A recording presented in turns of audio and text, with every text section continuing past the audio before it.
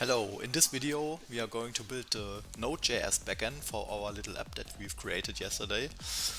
The app is about having prompt templates to chat with Anthropic with the large language model. So the idea is that you can set certain templates, those are prompts that you will use often and that you don't have to type them anymore. So that's our little example app.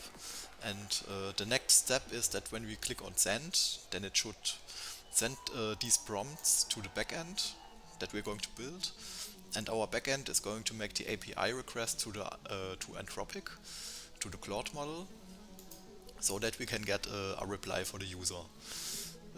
We are going to build a backend with Express.js in Node.js, and I'm going to use another project that's also accessible to you if you use the backend template, and I'm going to copy some parts from the other project to build the new backend very quickly, I hope.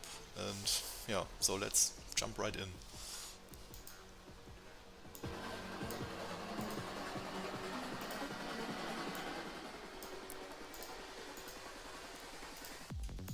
Okay, let's create the folder. That's the right name already.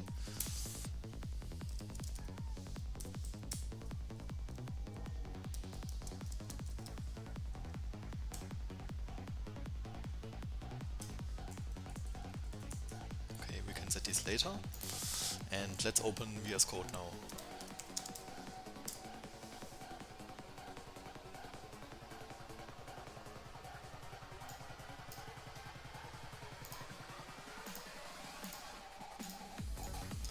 Okay, we have opened VS Code.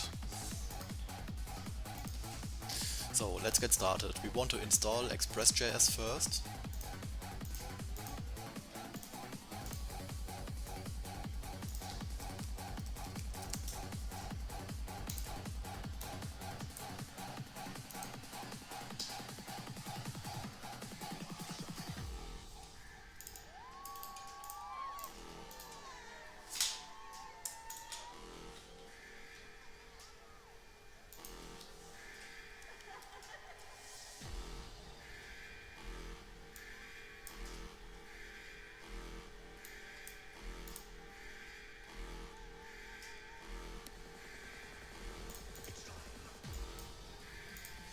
Okay, it's installed.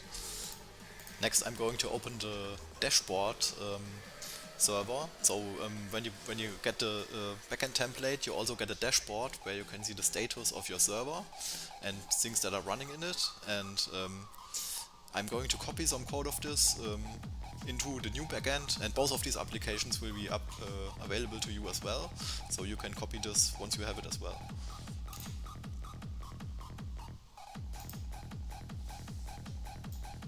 So let's see how quickly we can set this all up. We need an index.js. Now we add Express.js. But I'm not going to type out everything because I already have it here. This is the code from the dashboard that's available to you as well.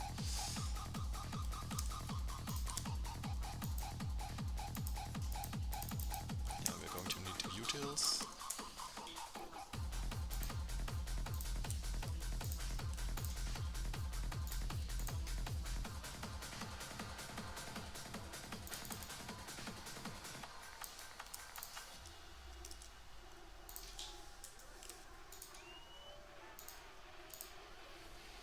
Okay, and we basically need this part where we start the server. And we are going to add an endpoint right away.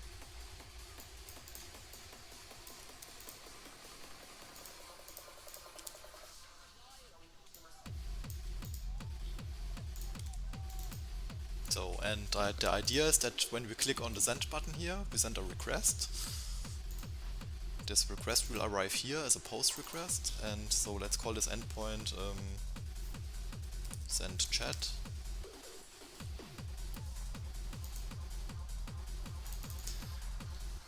Later on I will show you how to How to do the user management. When a user signs up, you want to verify them.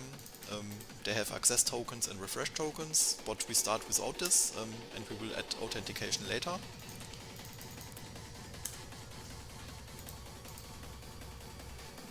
Okay, we want to send something back. So when the user calls this endpoint,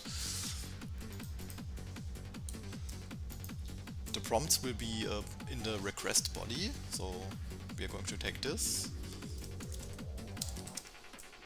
Or we're just going to log it for now.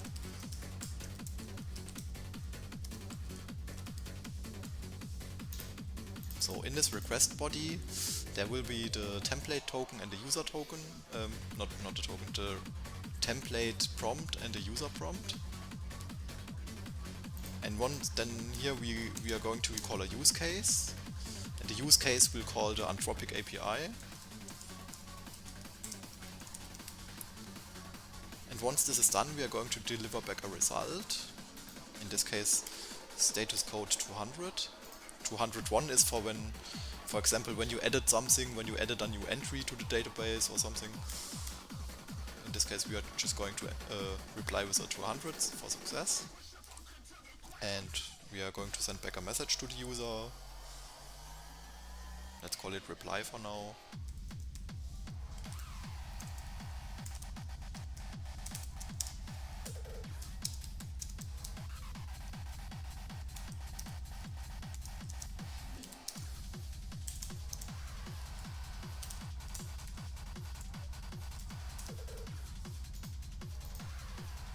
And in case something fails here, for example, when we get an exception later in our use case, we want to catch the error that our server doesn't stop because of this, and then we are going to return a 400.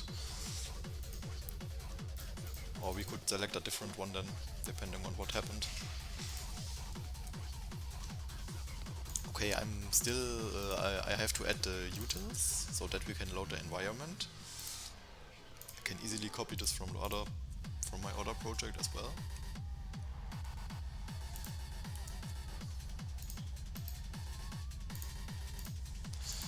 Okay, for now we should be set up so that we can start the server on localhost.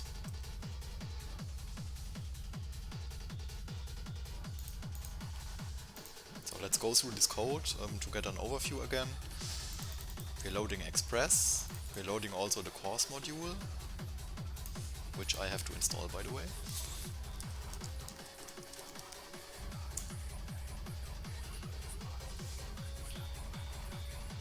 Then we're loading some utils, which contain a function to load the environment variables, which is stored in an env file, which I still have to create.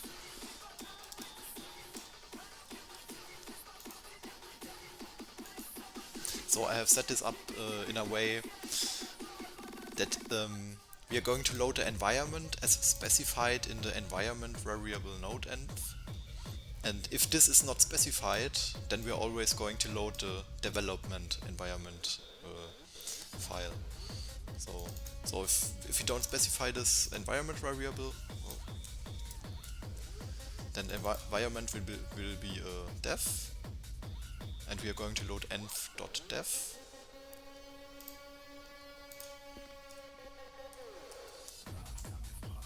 for the development environment. Yeah, and then we load it. So let's see what we are going to need from this environment file. We need a port.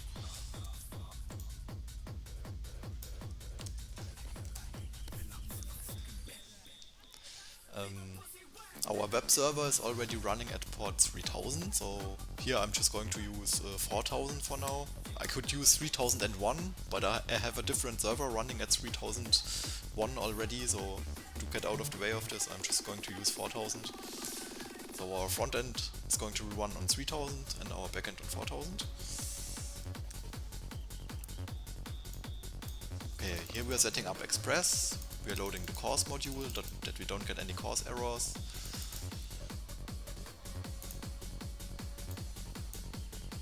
Our server shall read and reply with JSON. And then we start the HTTP server.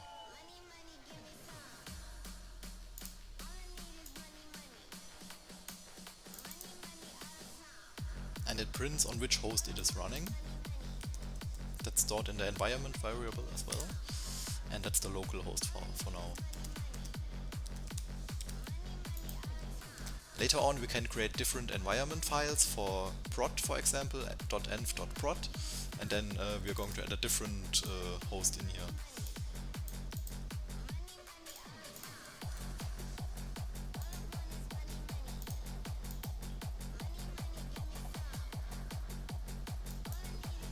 Okay, let's see if we can already run this. And we don't have a script set up yet, so we can call this now with Node index.js. Later I will add this to the package.json as a script. And something didn't work. Module not found. .env. Right, I have to install this.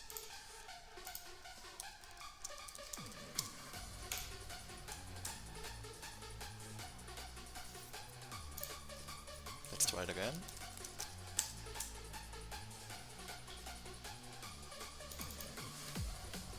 In the other project I was using a module for the logging, and now we are just going to log to the console for now.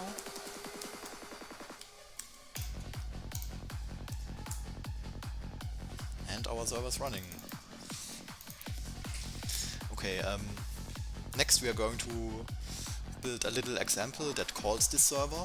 I'm adding this in here in the same project to have it all in one place.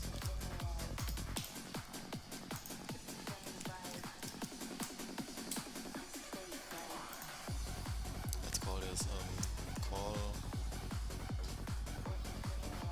Let's just name it send chat.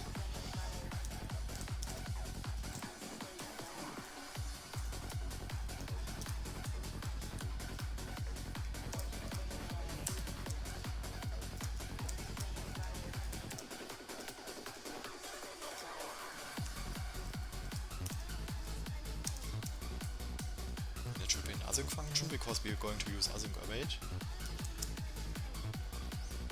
And I want to export it. Actually, I don't have to export it. No, let's not do this. Okay, so we want to call the endpoint. We are going to need a library for this to make life a little bit easier. And I want to use Axios.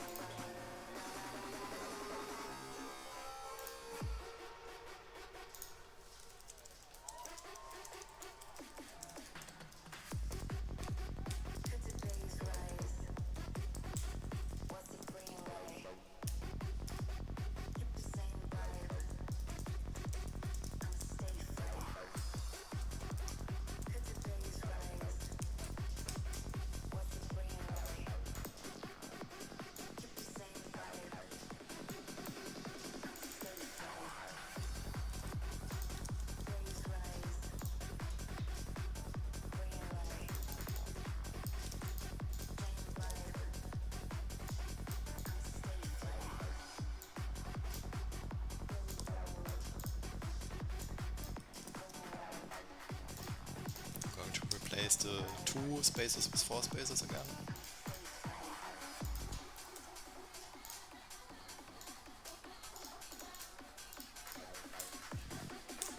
I don't need some semicolons.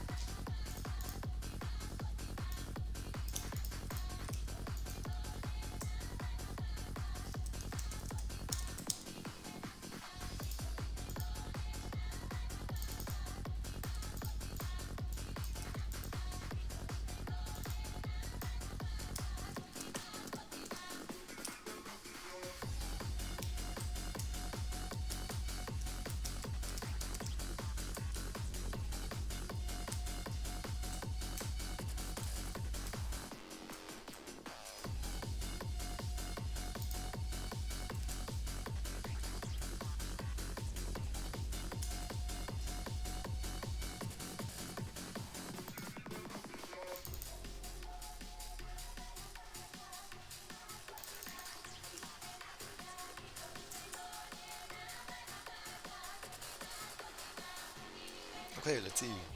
Now I need to just call the function then.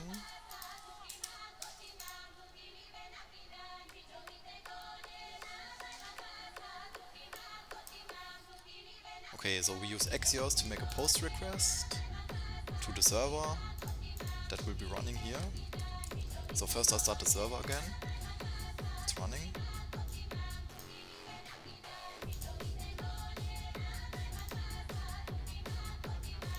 And here I will call the send chat example.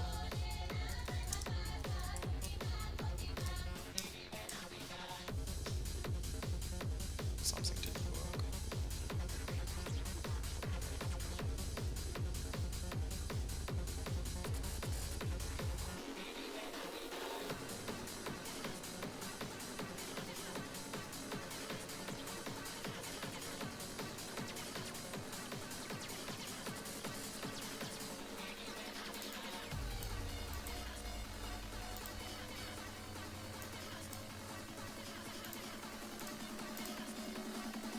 I see.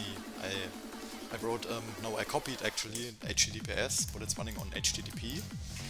So by the way, if you're wondering, we are not going to add the certificates and the HTTPS handling here in the server. We are on the backend, our backend setup will create a reverse proxy with Nginx. Nginx will handle the SSL certificates.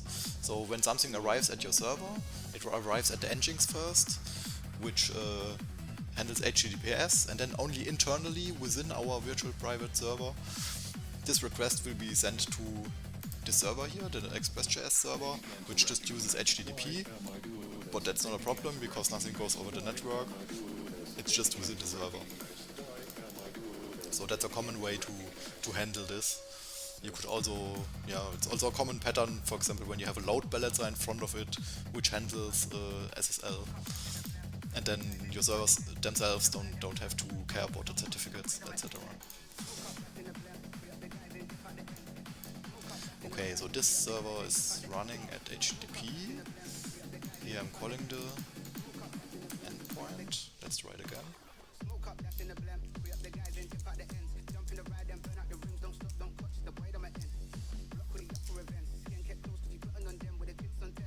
This looks good. So we've sent something to the server and the server sent hi back. Hey ho. Index. So, and in the server we should see the console log of the body that we've sent there. Okay, very nice. So in reality, we are going to send a prompt in here.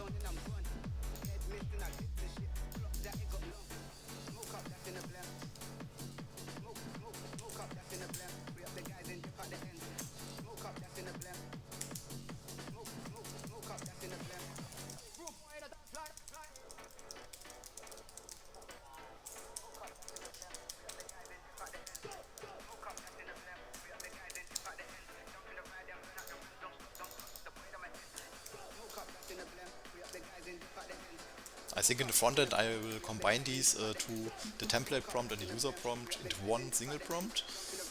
I don't send two different things there, I guess. Yeah.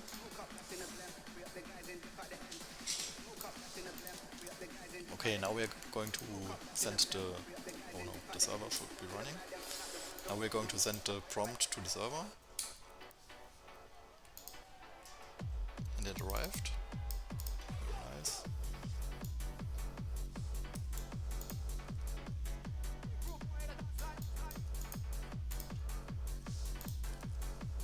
Okay, what's next?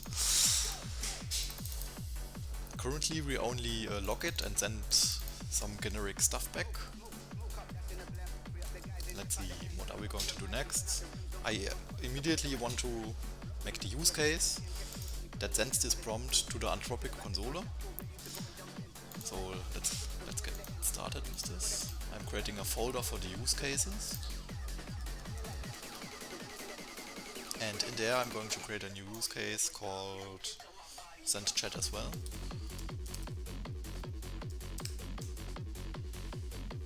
And it will have a function that's called just like that as well.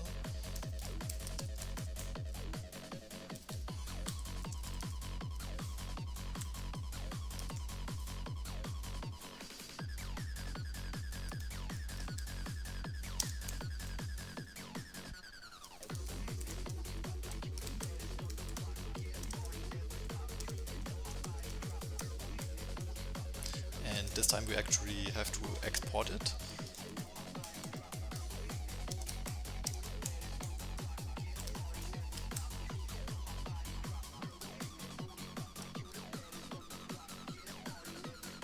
Oh, what was that? Chat.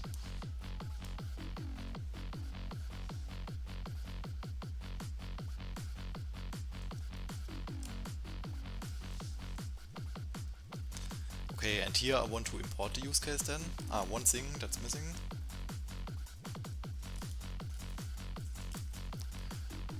I need to create an index file here so that I can easily import use cases all at once in other modules.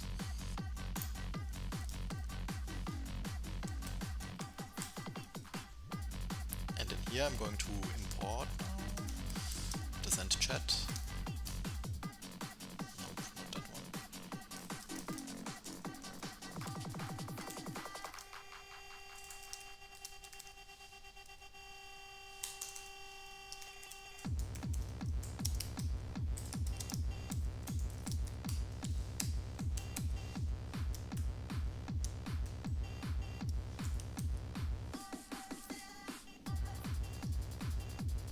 Wait a second, I usually use my shortcuts to jump between different tabs, but if I haven't used it in a while, then sometimes I get the shortcuts wrong, so... Okay, that is the wrong shortcut. That as well. It's control, yeah, of course.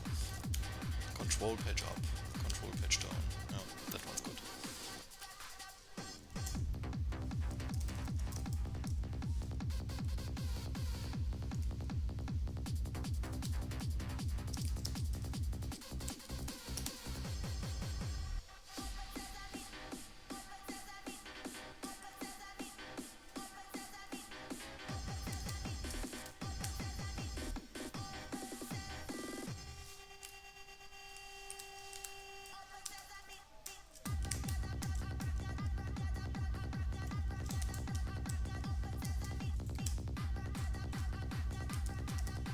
I think something might still be wrong. Maybe not. Okay, in here I don't want to only put the prompt in here. I think I will put the whole object in here. But I'm just wondering, should I put the whole body in there or yeah, I think so. Yeah, let's see later. We don't have to specify this so correctly now.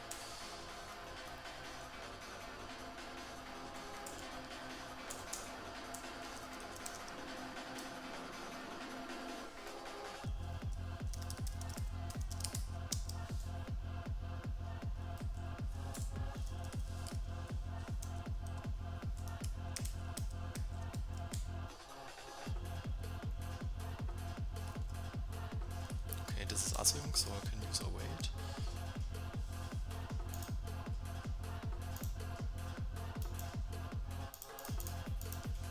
Okay, let's use our fancy shortcuts.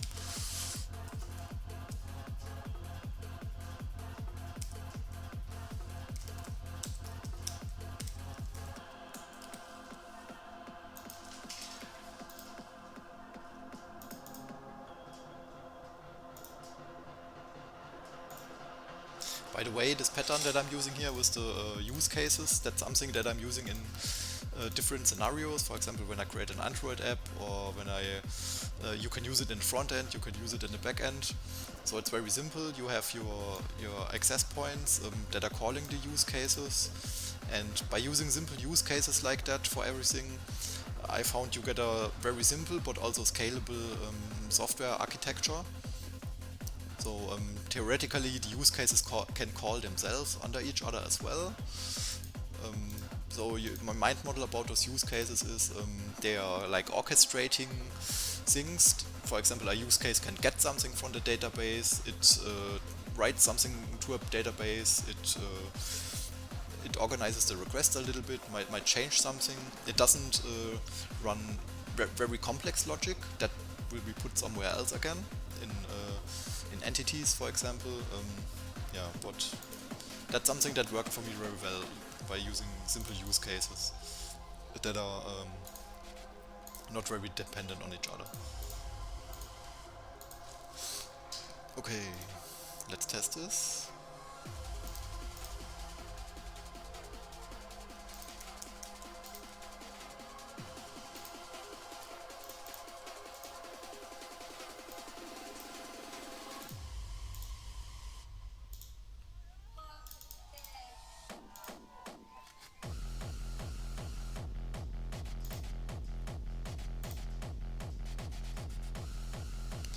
Something did not work. Okay. Oh, I need to require, of course.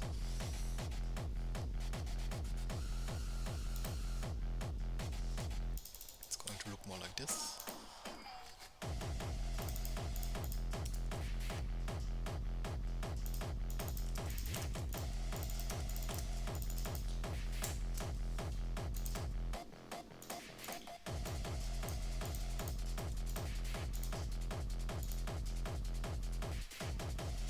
Okay, the server is running. Now let's call it from our example.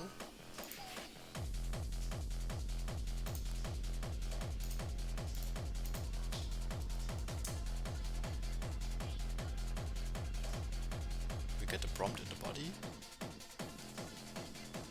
Let's jump into this. That didn't work. What's the message? Use case essential is not a function. Okay, I did something almost important.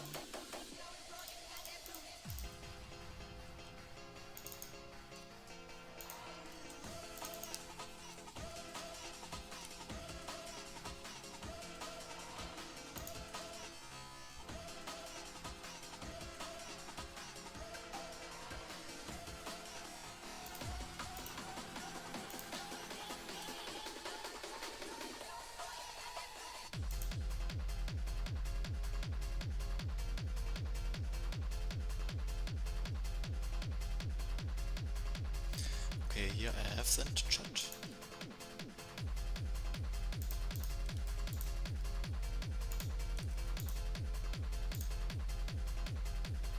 Now as a reference I will look into my other project again.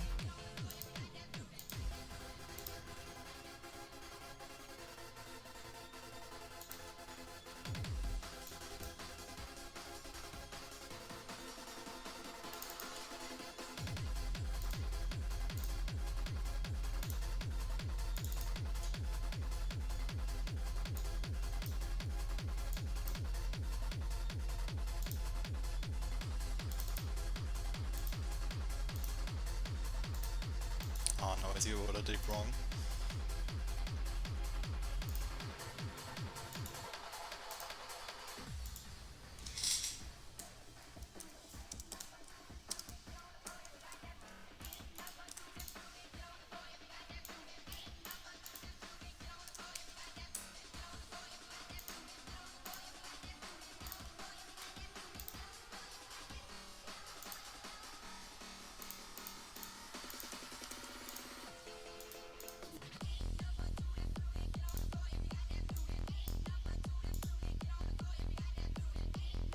Server's running.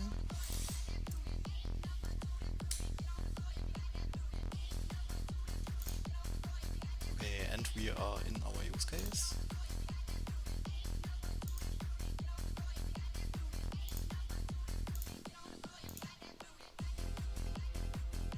Okay, and we have the outputs.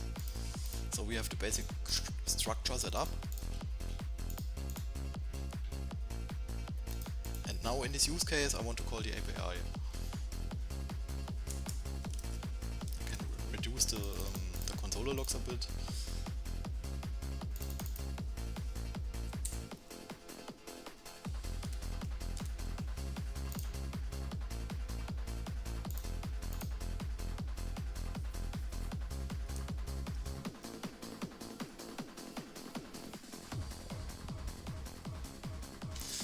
Okay, now I have to figure out how we are going to call the Anthropic console. I have not done this before. So I could just ask. Or I read the docs. What should I do? I'm going to ask it.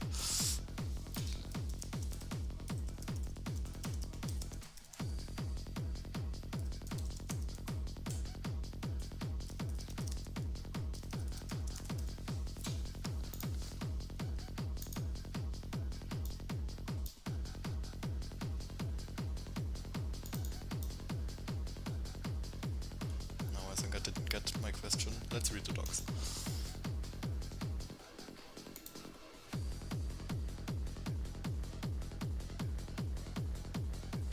Okay, Claude is unfamiliar with language models.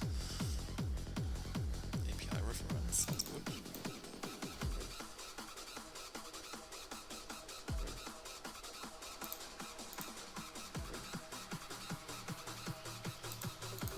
Quick start sounds even better.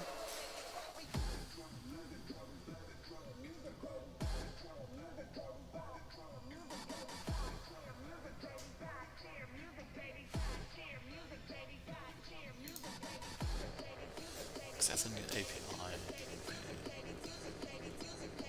This looks short. Is that even quicker?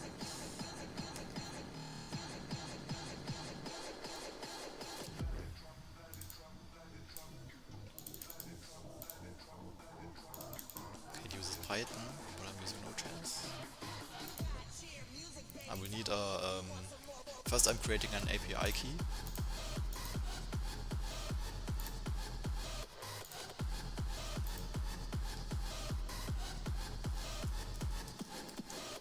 I will change this later, of course.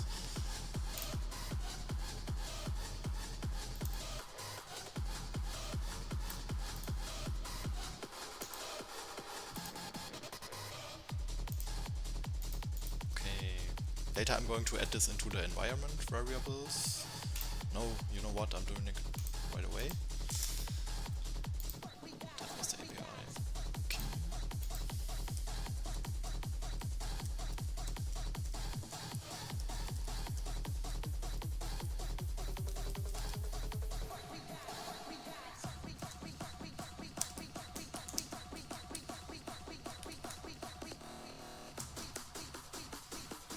What else do we have? The name. Not sure if we need this.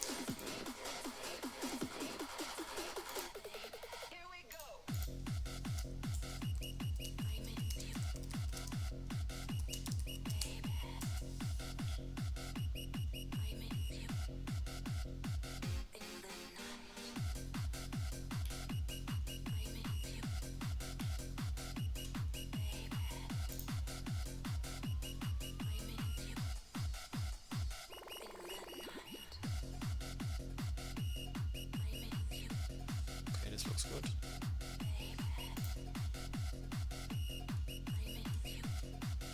This looks annoying.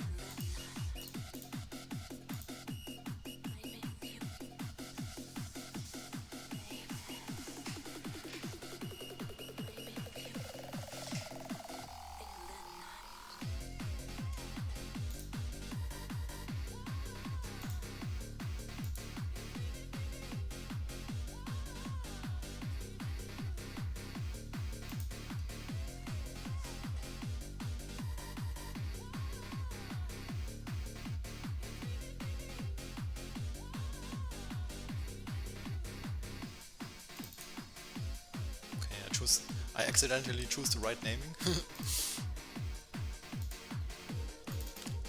I write it correctly? Yeah.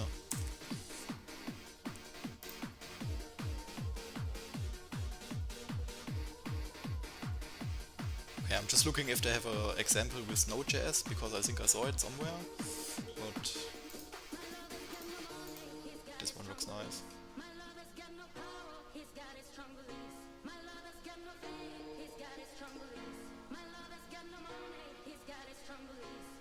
One more and more people just want more and more freedom and love. What is looking for? One more and more people just want more and more freedom and love. What is looking for?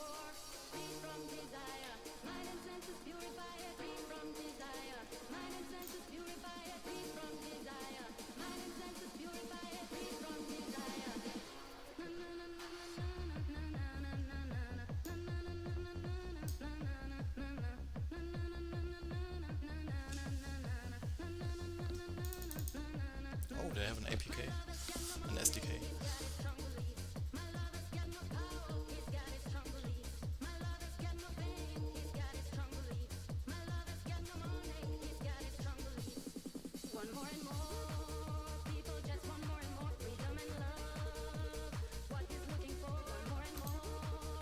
But it's called Anthropics. Is that right?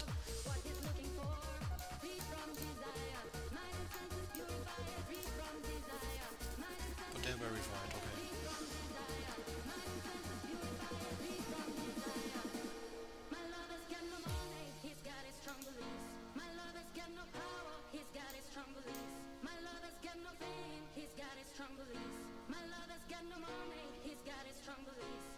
One more and more people just want more and more freedom and love.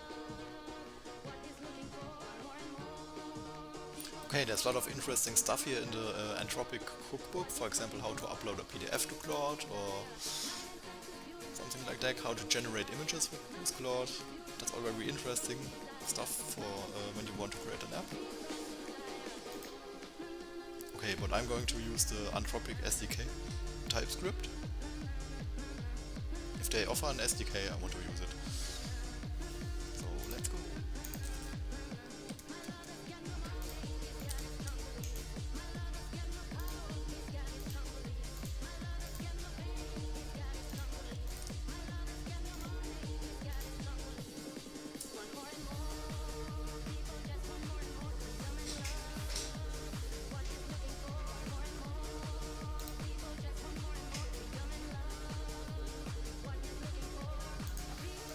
Let's add this to our use case.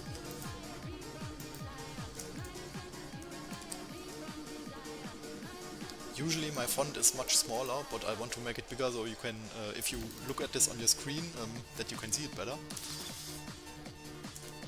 So it all looks a bit clunky, but I hope you can read it.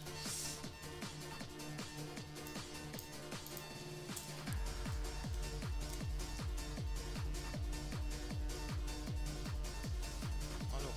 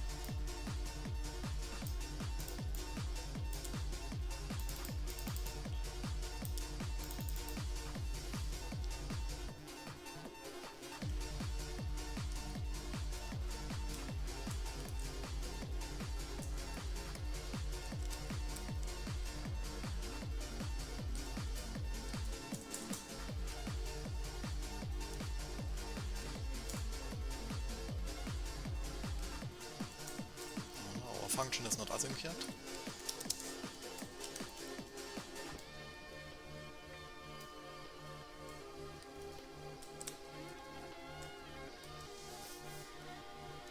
Okay, I wonder what's the actual maximum of this.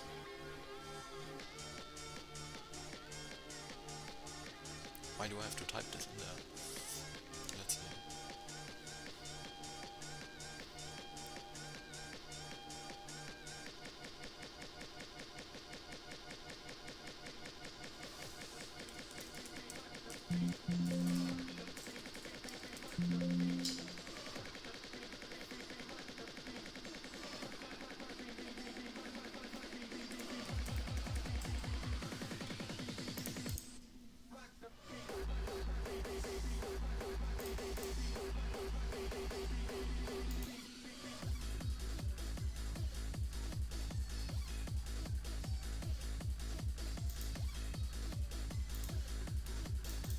Well, let's just try it out first before I dive into the stuff very deeply. Okay, what are we doing here? We are creating a message for Anthropic. We're setting the max tokens, which I'm not sure why it is set to this. We're adding the messages. We are sending something in the role as a user. And here we are going to add our prompt. Wait, I added the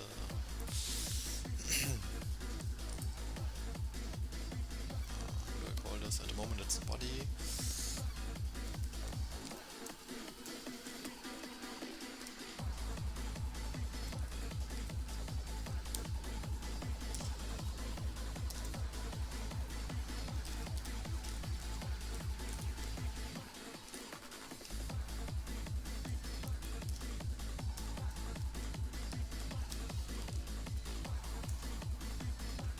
Okay, and we're using Claude Opus.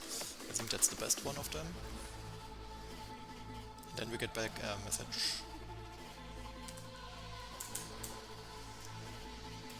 And we are going to return this message.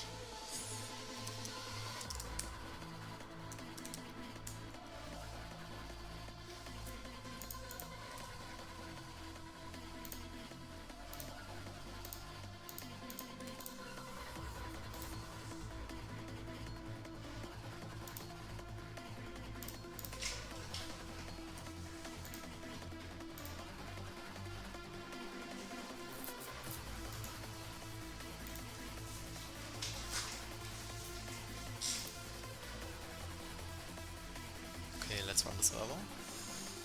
I'm really excited if this, if it works already or if I forgot something.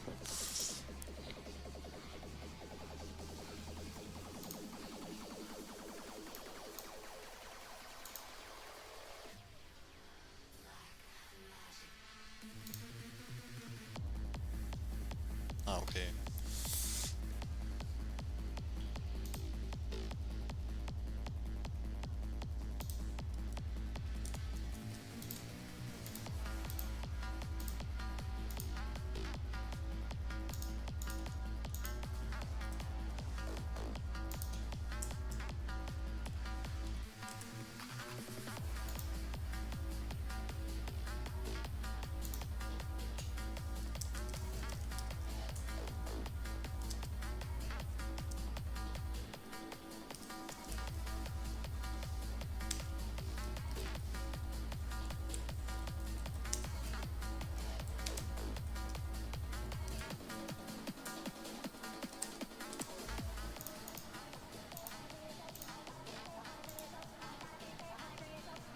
Okay, the server's running. Let's fire up our example again.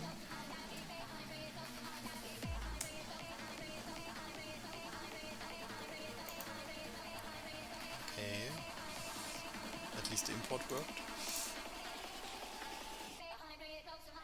Okay, play. Ah, something didn't work. Could not resolve authentication method. Expected either API or out token to be set.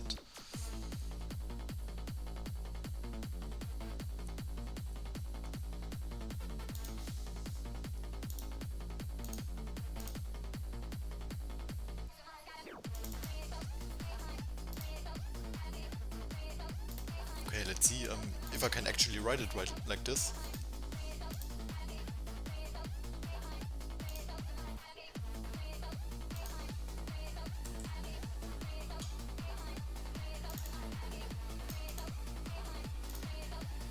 Undefined. Surprise, surprise.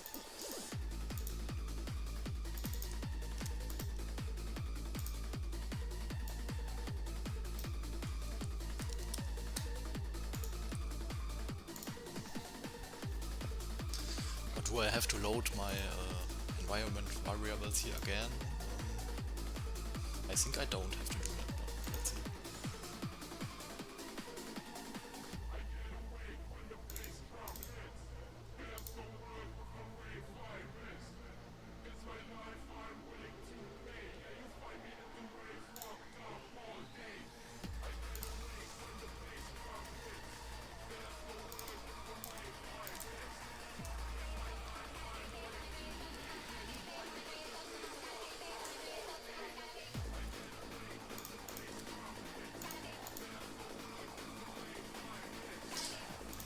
Why do I have to load environment variables?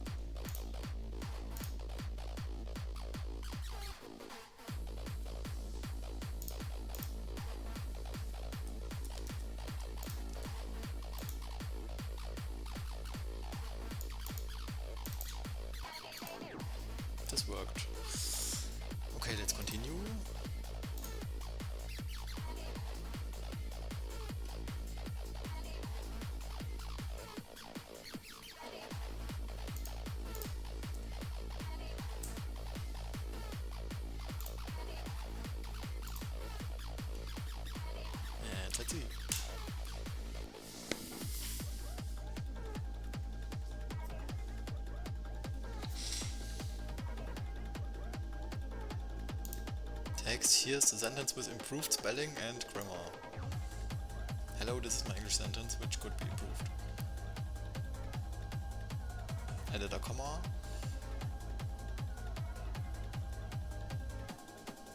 Capitalized word English. Okay, cool.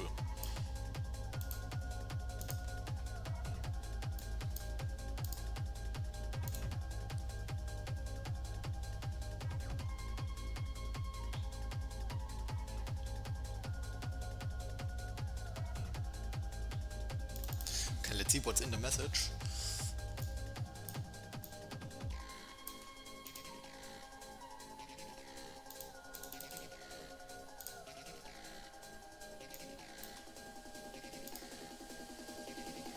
So we have the content that we just looked at before. We have an ID, the model which was used, stop, reason, and turn, okay. And it's a message type. And I really like this one. You can see the usage, how many input tokens have been used up by my request that I've sent, and how many output tokens have been used up by the model replying. And this determines how much the API call cost. So I think those will be added together, and then you pay per token, I think. And if you use the ChatGPT API, then you don't get this usage and you have to calculate it yourself. So it's quite useful to have this usage as a reply already. Yeah, I like that.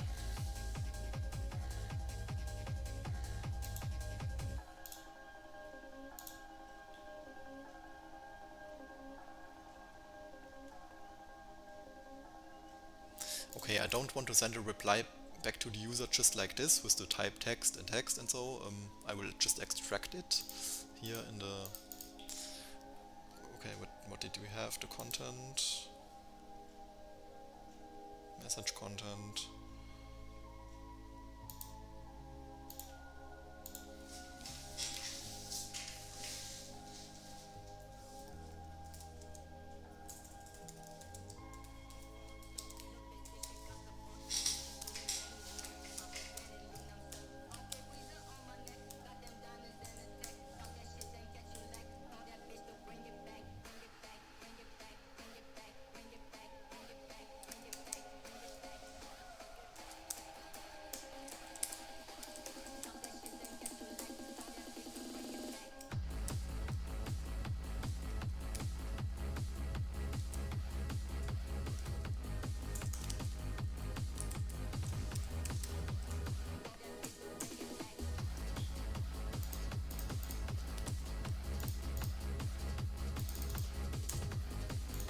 Okay, that was pretty easy so far. We will just make an API call.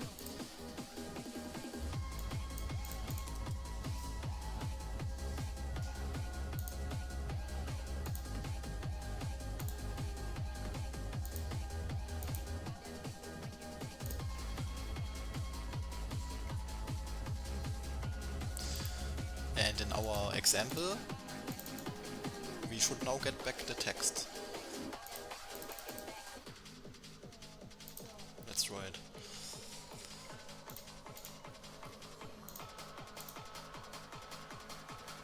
So I was running.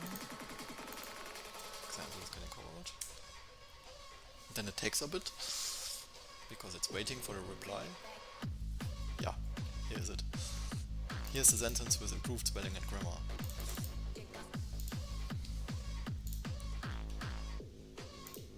Okay, let's mix it up and send something else.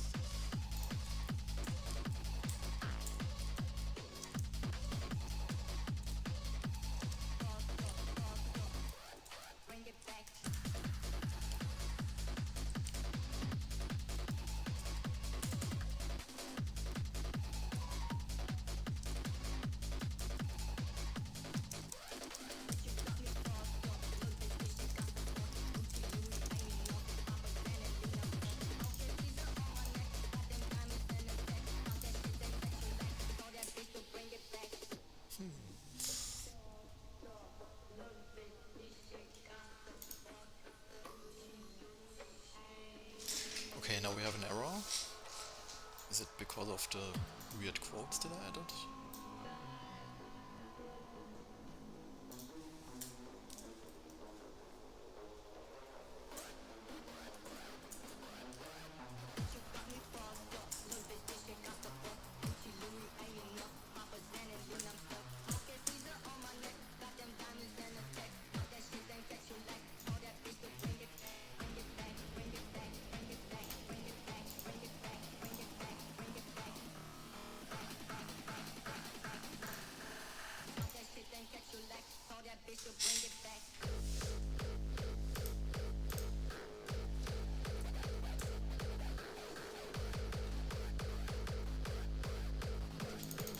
And we got an improvement.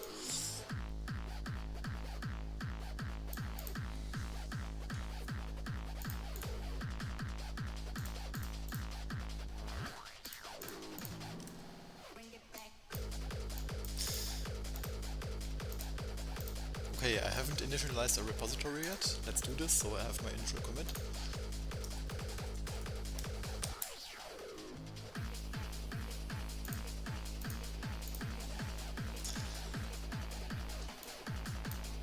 Okay, now we have a very simple backend setup, and it was relatively quickly.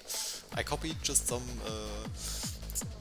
structure from another project. You will be able to do the same thing. You can copy this structure from this example that will be available to you, and you can copy from the dashboard server that's also available to you.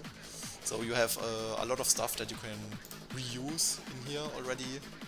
The general structure, how to do authentication and so on. Okay, now I have to think about what we're going to do next. Maybe I want to call this from the front end already. So that we have the full loop. I call something from the front end. It makes the API request from the back end and gives me something back. Okay, let's do this.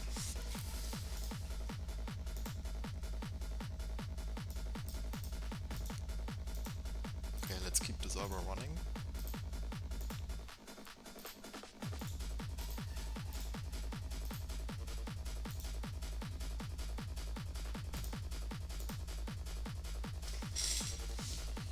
And let's jump into the front end.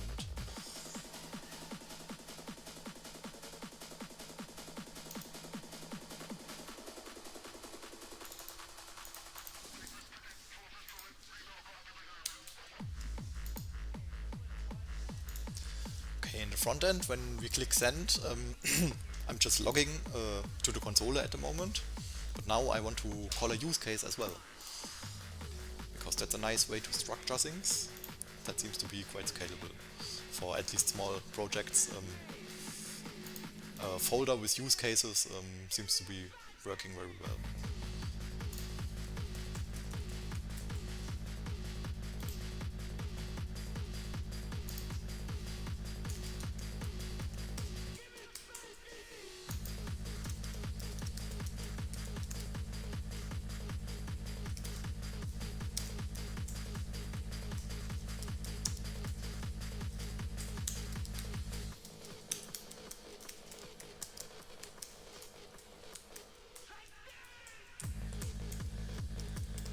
That's pretty much the same as in the backend for now.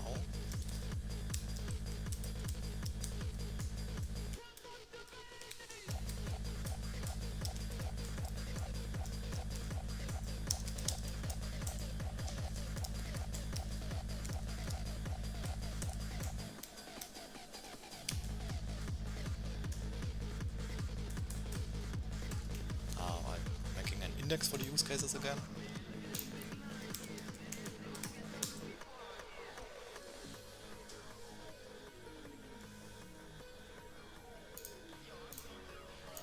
I always have to think, do I use require or do I use import? I never get it right.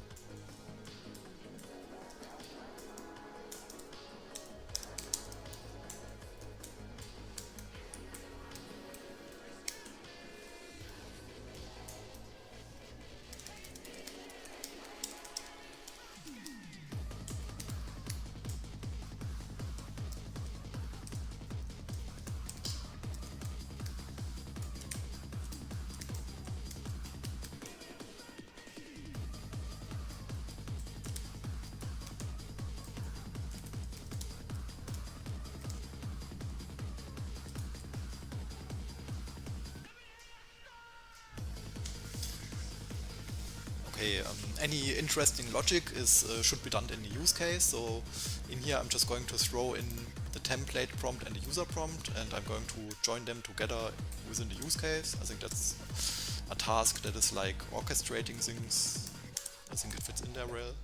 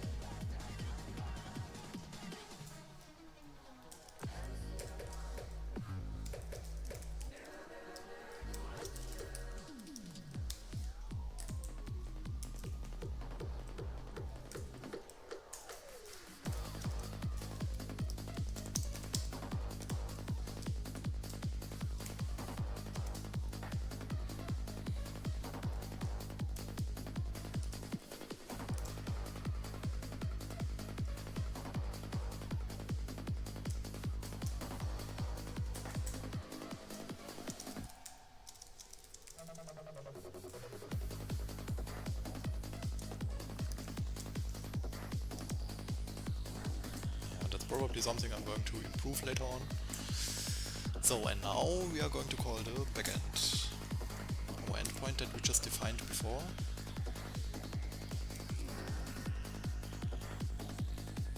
And here I don't have to use Axios. I can use just fetch. Okay.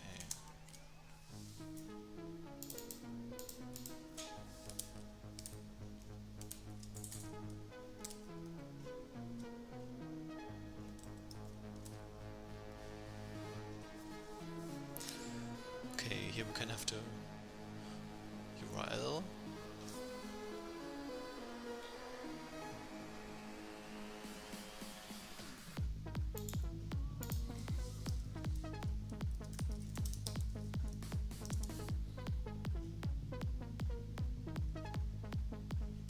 Not sure what to include here. Maybe the prompt. Let's compare to my other front end.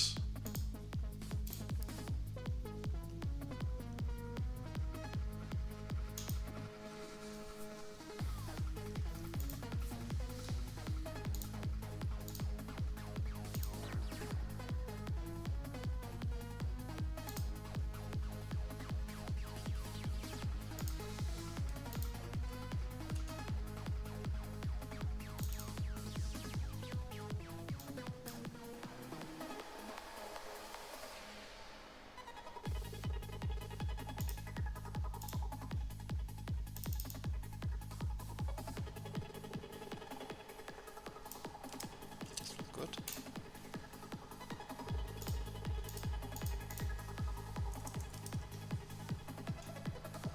Okay, okay, that was pretty much almost. I was a little bit off. I was missing this stuff.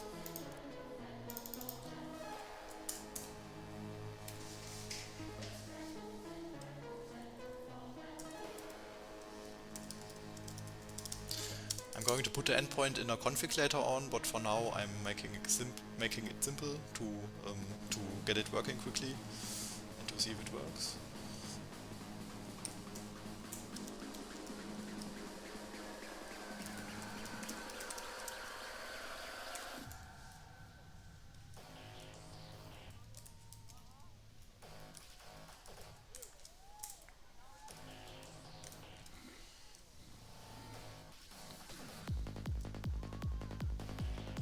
What did we call it?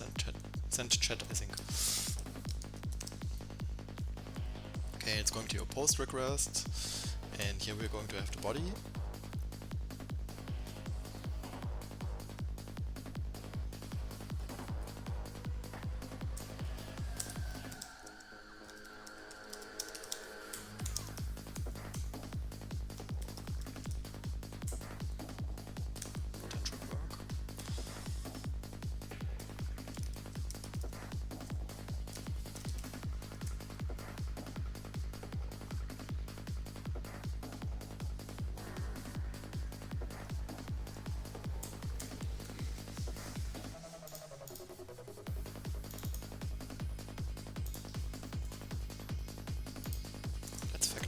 a little.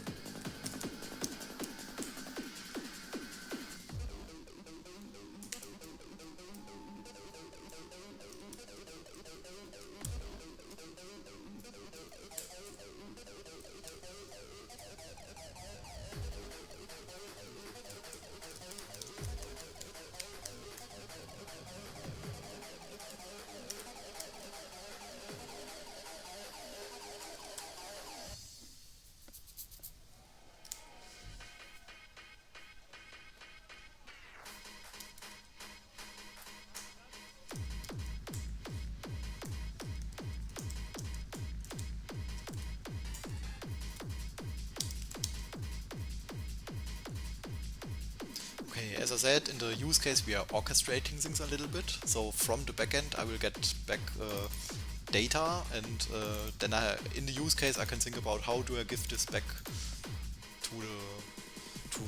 to the caller of the use case. And I think I will unpack the data here so that I just return a text.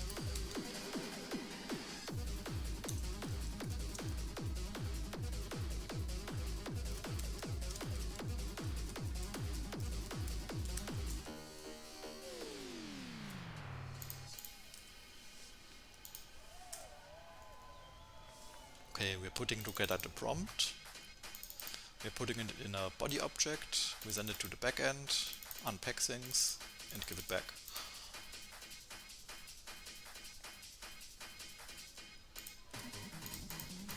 Later on, I will put this somewhere else in a configuration file. I will put this somewhere else as well, because this is something that I will call from different use cases. Yeah, like in the other project I had a backend utils, so that was pretty simple and easy.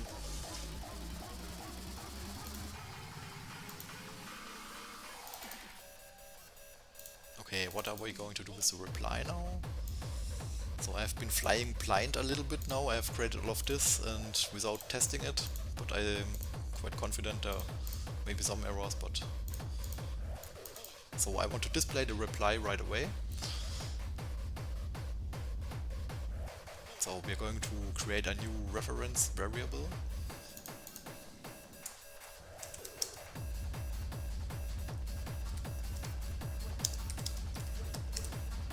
First it's empty. And we are going to set it as a result from the API call.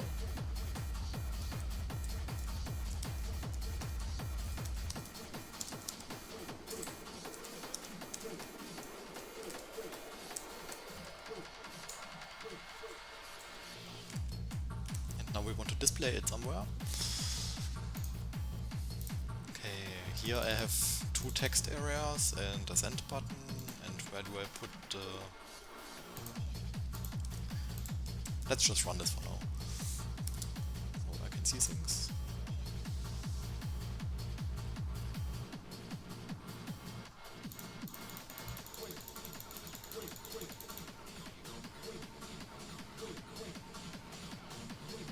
Something didn't work. Require is a yes module.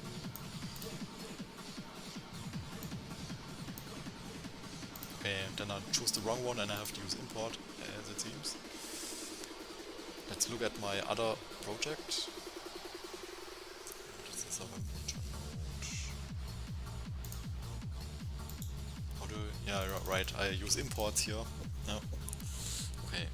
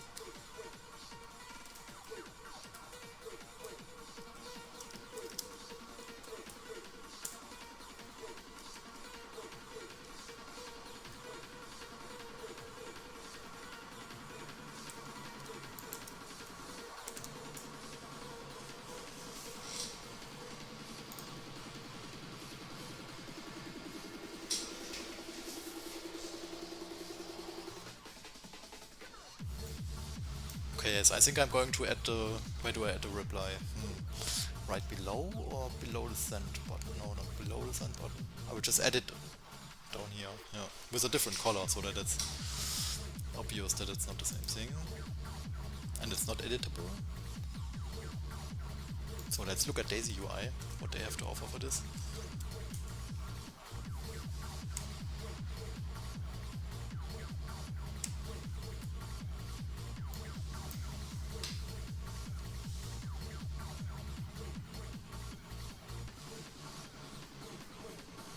But if it's not editable, I shouldn't use a text area. I'm just going to use a div and throw it all in there, I guess.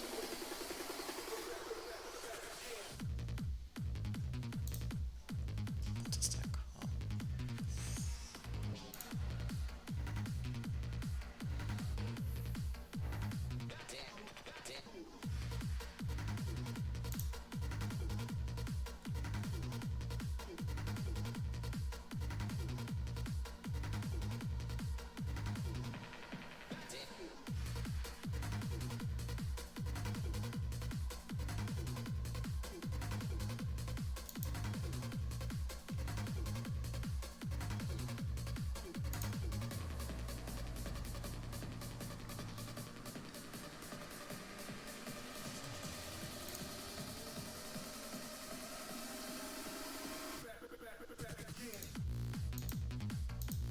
Chat bubble could also work.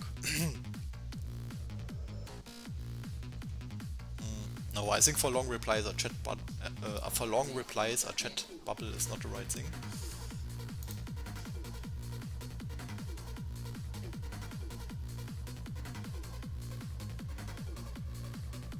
I think I'm just going to use a div and give it a nice border color and a rounding.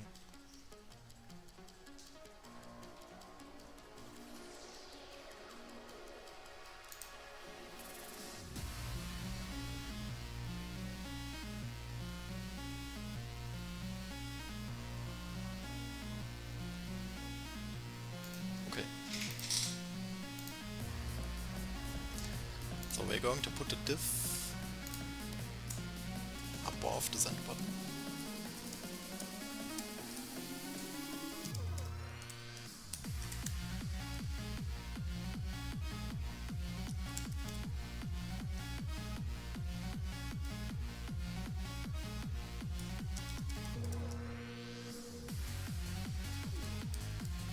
I have no idea if this is correct tailwind. Let's just try it.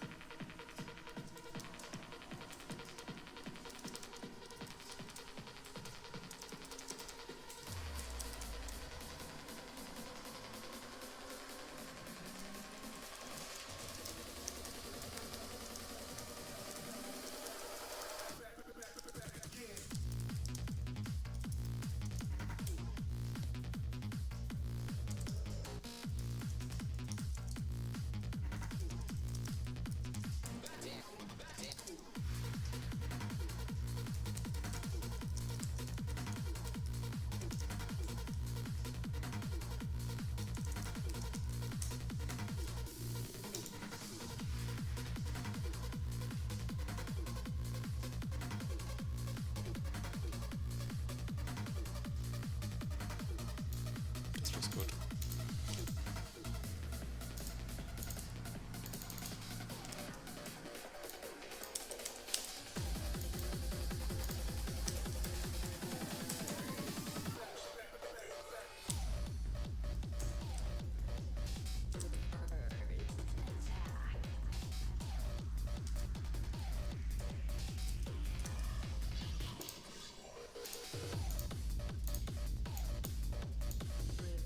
Why is it not showing yet?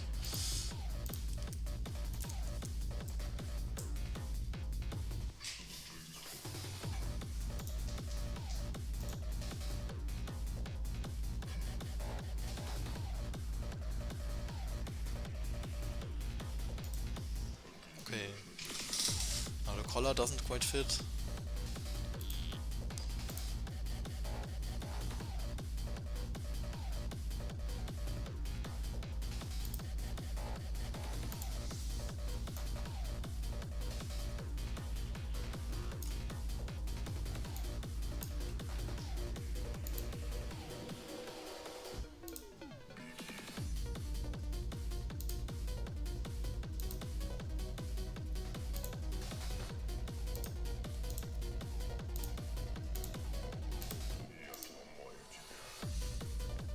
not my favorite color, but it kind of works with the other colors. Let's use this. But I want to use an actual tailwind color.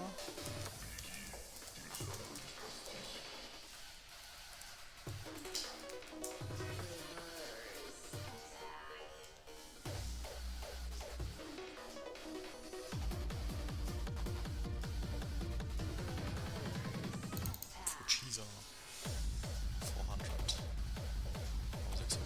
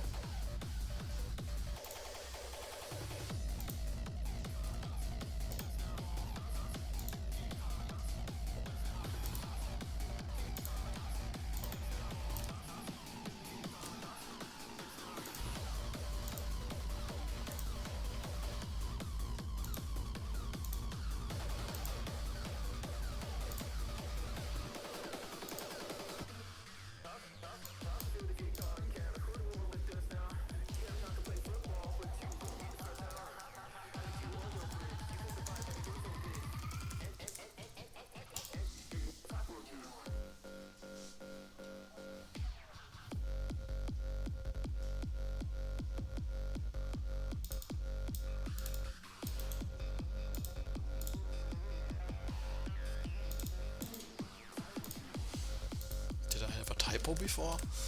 I'm wondering why it didn't work.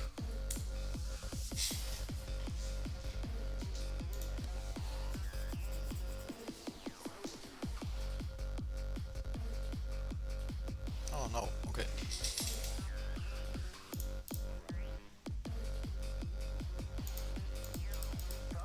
Okay, and the whole thing should only be visible when I actually get a reply.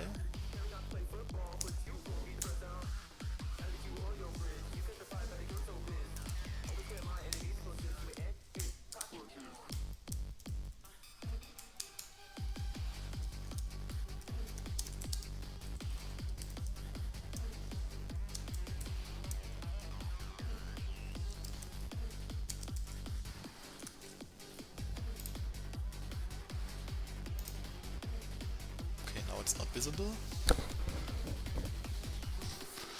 Okay, now it gets exciting. Now we send the message to our backend. Where do we have it? Not this one. Not this one. Here we have our backend. It's still running, localhost 4000.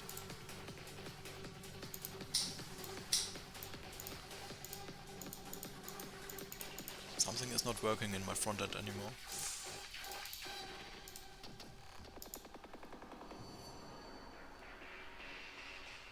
Oh, okay, I see.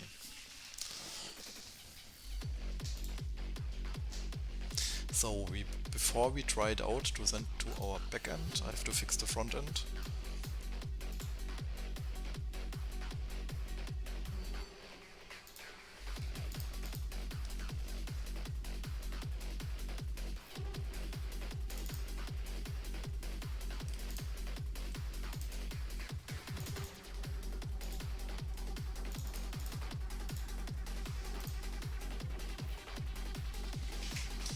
I'm looking back into the reference, how I'm usually doing this in the web front end.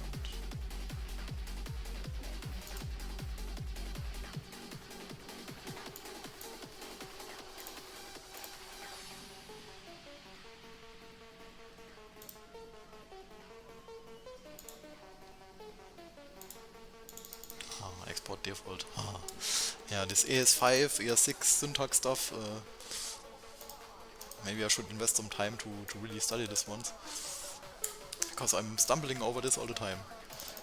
Either I'm using import or I'm using require, and then instead of module exports I'm using this.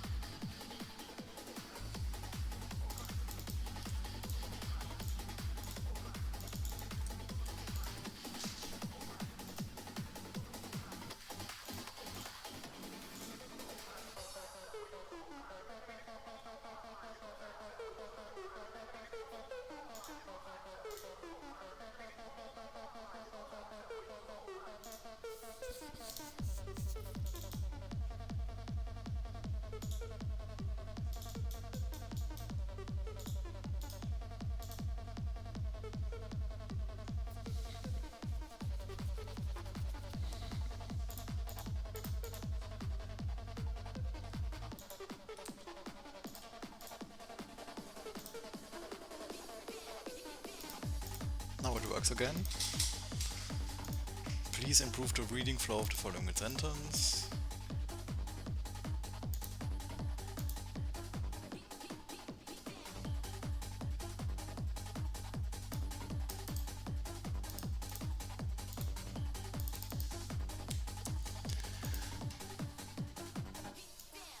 Okay, on the side I want to open our Express.js server so that I can see what's happening.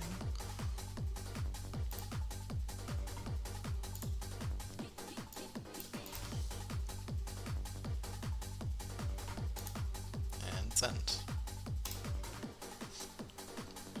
Body object not defined.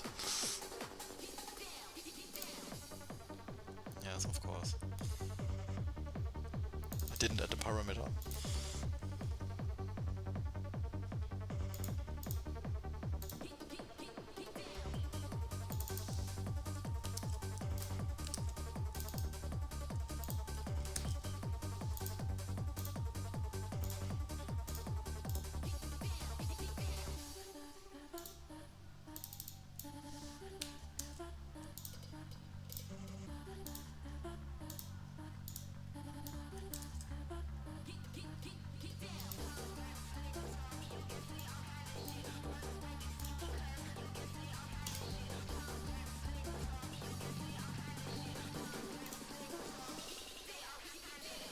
Okay, I did get something back here, but here I didn't wait for the result properly, and I only got a promise. Some people are going to laugh at me now because I'm not using TypeScript.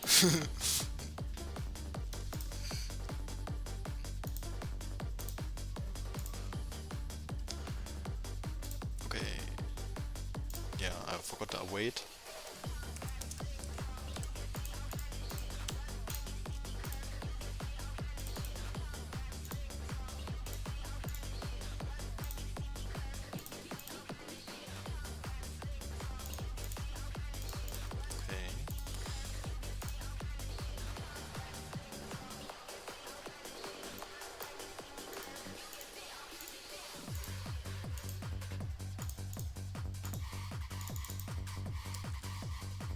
Let's try this again.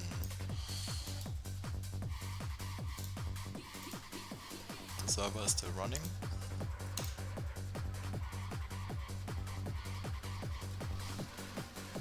We did get something back, but it's not showing the message yet, and I think I know why.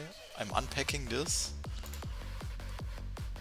So I'm sending something back to the front end, and in the front end I'm reading the property text from the data that I get back.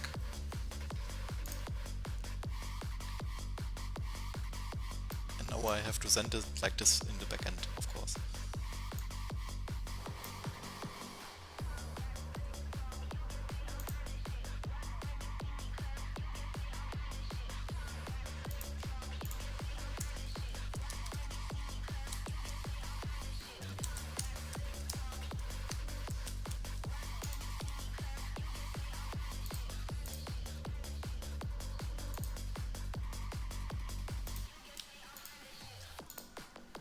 This is also a type of orchestration task. So I'm doing it here in the use case.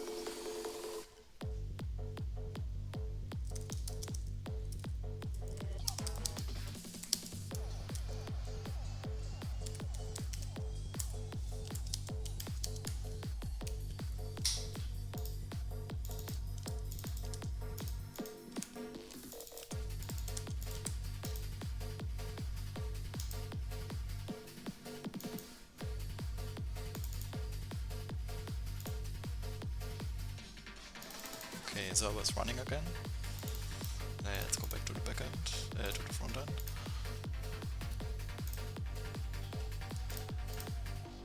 It will probably work now, but I'm going to set a breakpoint anyway here.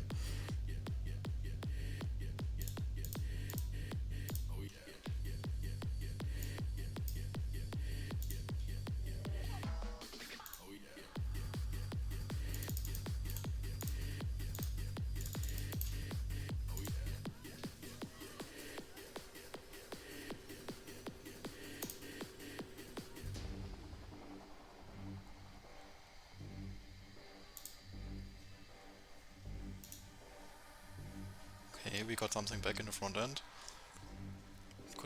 It contains the text property.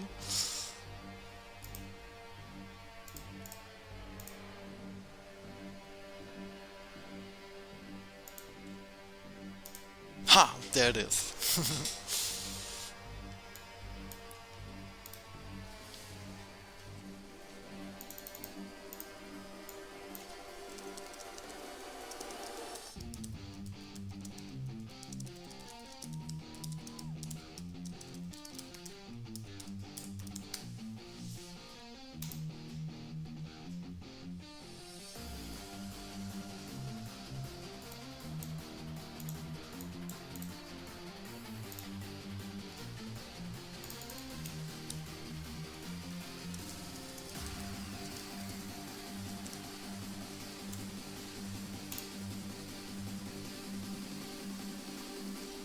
Okay, now we have a working version of this, of the template chat. Cool. In the next part I'm going to show you, in the next part we're going to take the backend and deploy it actually on our virtual private server. And so you can see how this works. And then it will be running actually in the cloud, yeah, on our server, and you can use it on the website. The frontend is already hosted on the server. It's available here. It still contains the old version, so we are going to update the front end in the next step. We are going to deploy the backend, and then everything should be ready and running here on HTTPS. Okay, see you.